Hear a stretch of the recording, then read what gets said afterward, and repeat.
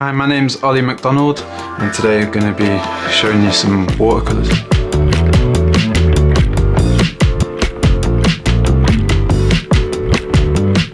Watercolour for me I think has been so good because it allows me to leave a bit more variables at the sides of my work rather than being so prescriptive and specific with the details. I'll leave a little bit more up to ambiguity. Lately I've been trying to work less from photo reference and more from a memory of the colour of the scene. I also am just constantly interested in what's happening out on the street and then trying to push that so that it's not just recording what happened on the street but what could have happened.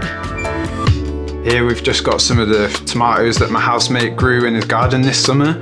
We've got dried flowers that I got sent and sort of trying to accent that same orange rhythm with a candle as well. For me, I wanted there to be some bright colours to give the artwork some pop on the page and trying to move it away from the reputation that still life can have really. First off, I would recommend trying to go for a slightly bigger brush than you normally would. The set comes with this really nice little brush that is going to come in handy later on because you can use quite a lot of good wrist motion. And I'm going to first off go for the blue that dominates the still life at the moment.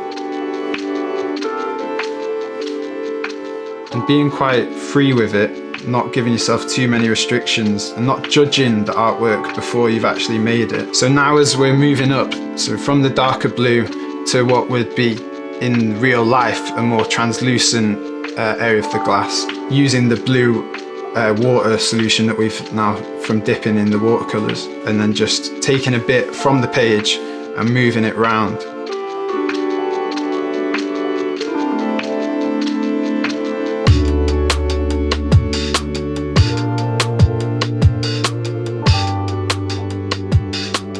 So at some point you're going to have to stop, look at the matter-of-fact outcome of what you've made on the page and then make some decisions at that point.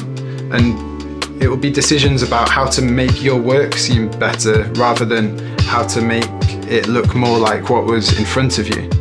And I think that's an interesting part of art in general, but especially with the watercolours, is you start to read the page, reacting to areas where it's blurred with another part of paint maybe, or for instance I have left too much space at the bottom, so I might choose to extend the towel or start to work in a bit of the wood grain of the table and just working within those limitations and not really seeing it necessarily as a right and wrong. It's all learning and you can then take from that, move on to a next one and try it again. I don't lose sleep over it.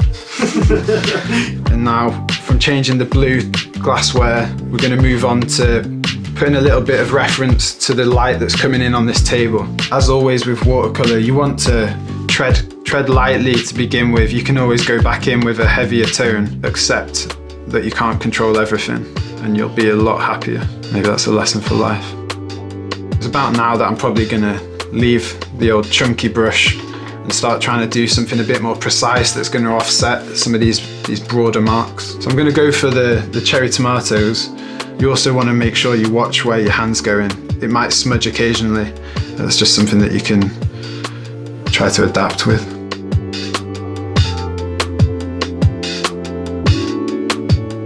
So now I'm going to try and do this flower head, this dried flower head, which has got a bit more of a bristly texture than the rest of the image. So I'm just laying it down almost like bricks in part of a wall.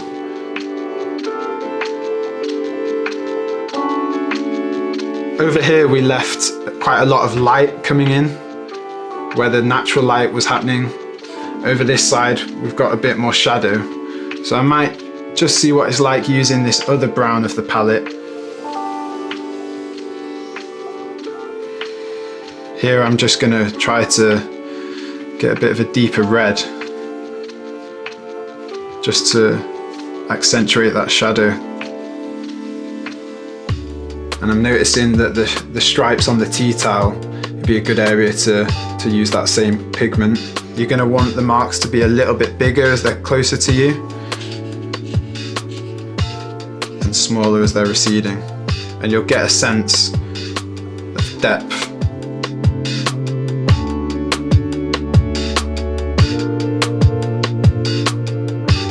So here I'm going to try and drop in the candle. So I'm going to go for a big brush first, for a big line of orange. I'm going to leave a gap around the rim of that glass so that we get the sense that there's something behind and in front of it. And just enjoy taking it up the page, letting it travel. I want to actually differentiate a bit of this Bombay blue and just try and ump that a little bit so that it feels different to the other glassware.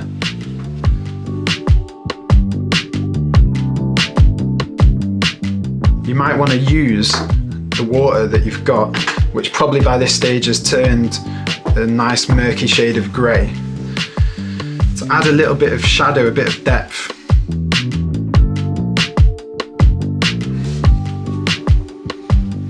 I think it helps to be bold with these actions.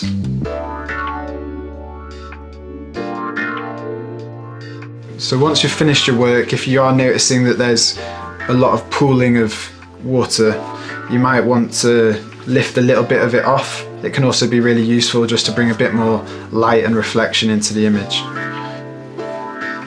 So I'm just dabbing it. It can be nice to leave these to dry organically, but I also like the mark that the tissue gives. It can feel a bit more like a wood grain.